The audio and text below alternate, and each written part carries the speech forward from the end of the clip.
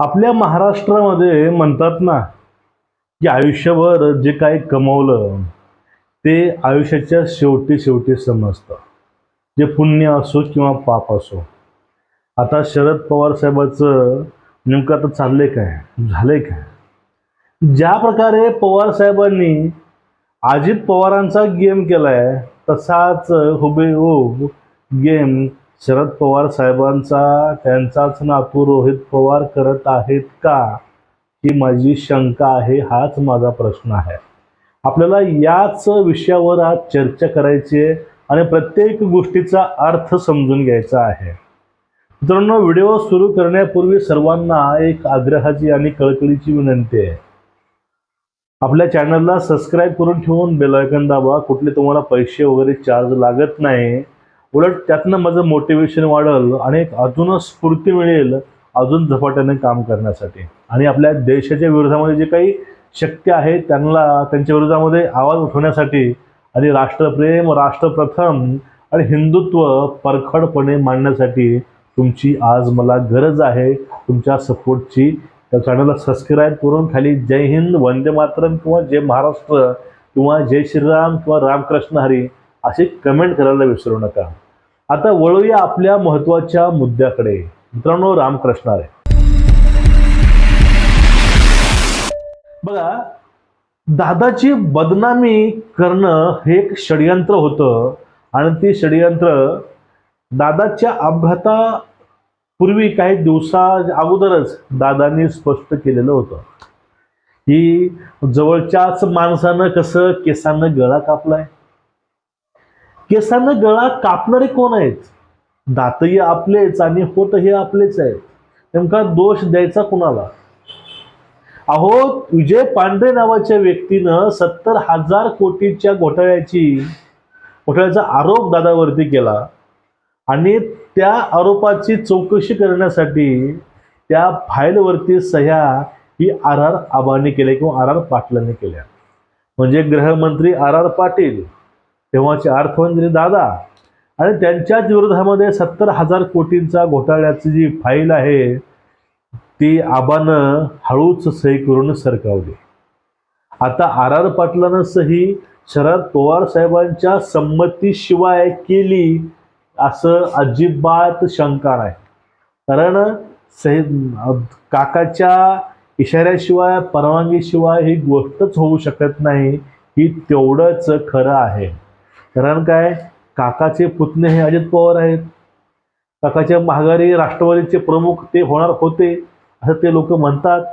मग काकाला माहिती असल्याशिवाय किंवा त्यांच्या मर्जीशिवाय हे कामं होतील असा 1% सुद्धा चान्स नाही. म्हणजे 70,000 कोटीवरनं जे काय दादाच्या पाठीमागं दादांची बदनामी आता सुद्धा काही दिवसापूर्वी संजय राऊतांनी हे केली. पण 70,000 कोटीचा घोटाळा कसा होता हे दादांनी सांगितलंय. कारण दादांना देवाभाऊनं जवळ घेऊन बोलवून सांगितलं की बाबा हे असं असं प्रकरण आहे, त्यावरती हे असं असं आलंय, हे दादाला दाखवलं गेलं. मग एवढं असताना एवढे षडयंत्र करून त्यांना बदनाम करण्यात आलं. मग ते काकाच्या संमतीशिवाय झालं का? अजिबात नाही. काकाच्या संमतीनं दादांना बदनाम करण्यात आलं आणि त्यामुळे दादा हे स्वतंत्र त्यांनी आपली विचारसरणी आणि पक्ष मांडला. हे त्या फायलीवर अजित पवारांची ओपन इन्क्वायरी करावी म्हणून सही केली. केसाने गाळा कापायचे धंदेच राव. आणि मला हेही माहीत नव्हतं. नंतर राष्ट्रपती राजवट आली, आपण पृथ्वीराज बाबाचा पाठिंबा घेतला काढून, सरकार गेलं, राष्ट्रपती राजवट. त्यावेळेसचे राज्यपाल म्हणले ही फाईलवर मी सही करणार नाही, निवडून आलेला मुख्यमंत्री करेल, लोकशाही आहे, मी असं काही कुणाला हे करणार नाही. निवडून आले आपले देवेंद्र फडणवीसचं सरकार आणि देवेंद्रनी सही केली आणि मला नंतर सांगितलं या इकडं, मला घरी बोलवलं. म्हणले हो का, ही सही मुख्यमंत्र्याच्या करता राहिली होती, तुमच्या आबानी तुमची इन्क्वायरी ओपन करण्याच्या करता सही केली की नाही? आणि खरंच त्याची सही होती. याचं कारण आहे मुळात म्हणजे शरद पवारांनीच अजितदादांच्या बदनामीचा म्हणजे कारण तेच आहेत आणि त्यांनी अशा प्रकारे दादाचा गेम केला होता. मग आता तोच गेम सगळे वारं फिरले, सूत्र फिरलेत. शेवटी जे काही आयुष्यभर केलं ते इथंच फेडायची पाळी आलेली आहे. आता यांचेच नातू रोहित पवारांनी एक पत्रकार परिषद घेतली. त्यामध्ये त्यांनी एक गोष्ट प्रेझेंट केली, म्हणजे त्यांनी प्रेझेंटेशन केलं. त्यामध्ये अनेक त्यांनी मुद्दे घेतले. पण त्या मुद्द्याकडे वळण्यापूर्वी तुम्हाला मी काही गोष्टी क्लिअर करू शकतो आणि तुमची काही अर्थ तुम्हाला सांगू इच्छितो. कारण पवार कुटुंबामध्ये 3 दिवसाचं सुतूक असते म्हणे. राखे दिवशी सर्व विधी होतात. हे करूनच ताईंनी शपथ घेतली DCM पदाची.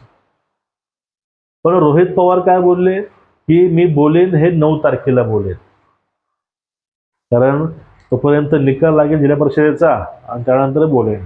त्याचे पण मागे काही कारण अजून आहेत.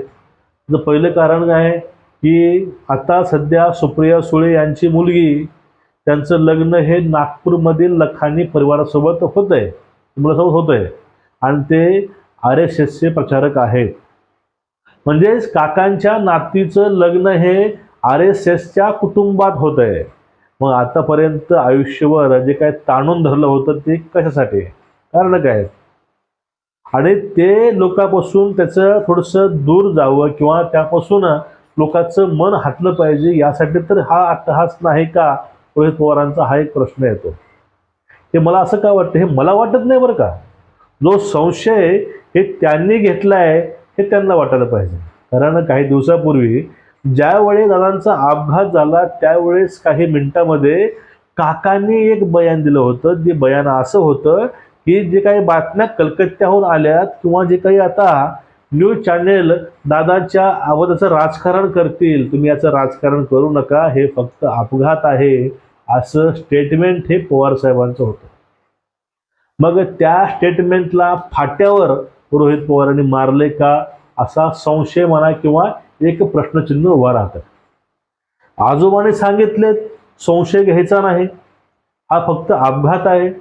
नातू आहे तर स्टेज शोज करतोय, प्रेझेंट करतोय पूर्ण घटनाक्रम, पण यावरती सगळी काही चौकशी आहे, इन्क्वायरी आहे, ते चालूच आहे.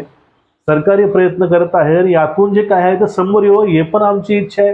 कारण महाराष्ट्राने एक चांगला नेता गमावलाय आणि महाराष्ट्रानं 5 एक चांगले कर्तबगार माणसं गमावलेत एका अपघातामधून.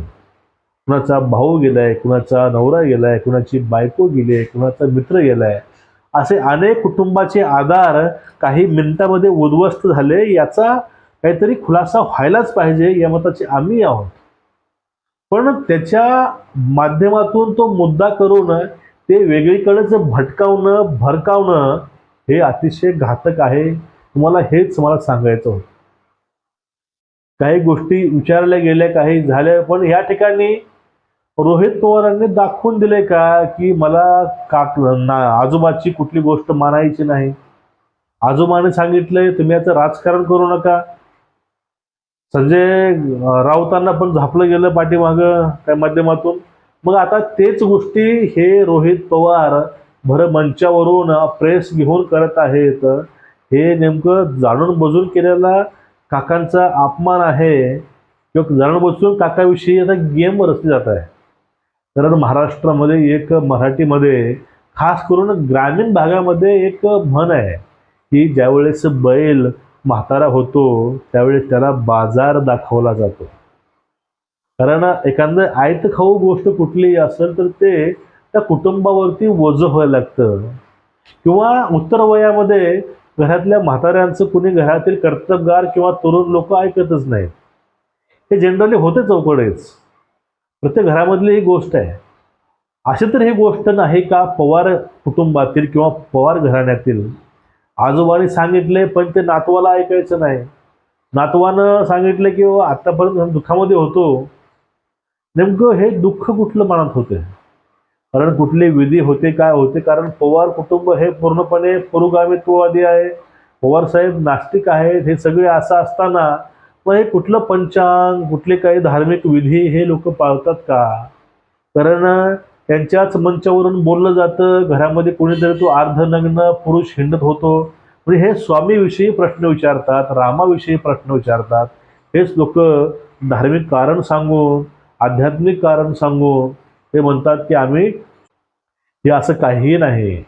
या ठिकाणी रोहित पवारांच्या सर्व जे शंका होत्या त्या सगळ्या शंकावरती एक आता आमची शंका नवीन आली आहे. ती शंका अशी आहे, ज्याप्रमाणे अजित पवारांचा गेम शरद पवारांनी केला होता, आर आर पाटलाच्या माध्यमातून, विजय पांढरेंच्या माध्यमातून दादाला बदनाम करण्यात आलं. आता दादाच्या मरणोत्तर सुद्धा हे लोक तेच करत आहेत. दादांच्या कुटुंबाला बदनाम हे करत आहेतच. कधी पार्थ पवारावर संशय घेतात, कधी ताईवर संशय घेतात. मग हे जे बदनामी चालली आहे, हे बदनामीचं नेमकं मास्टर माइंड कोण आहे? त्यावेळी दादाचा गेम केला, त्याची बदनामी करून आता रोहित पवार शरद पवारांची परत बदनामी करत आहेत का, किंवा त्यांचं न ऐकून आता ह्याचं काय ऐकायचं आहे असं दाखवत आहेत का? तिथं हा एक आम्हाला शंका येते. म्हणजे पवार आता पवारांचा गेम करत आहेत का? कारण पवारामध्ये गेम करण्याची पद्धत खूप पूर्वीची आहे. मग हे असं चाललंय का? हे माझा वैयक्तिक प्रश्न. मला असं वाटतंय म्हणजे काकाची किंमत आता काय घरात झाली आहे, तुम्ही ह्या रोहित पवारांच्या कालच्या प्रेसवरून तुम्हाला कळत असेल. तुमचं या दोन्ही प्रकरणावरती एक मत काय आहे तुम्ही खाली कमेंट करायला मात्र विसरू नका. व्हिडिओ शेअर करा, चॅनलला सबस्क्राईब करा. आणि परत आपल्याला विनंती आहे, खालचं जे सबस्क्राईबचं लाल बटन आहे ते बटन पांढरं करा. नमस्कार, रामकृष्ण हरी.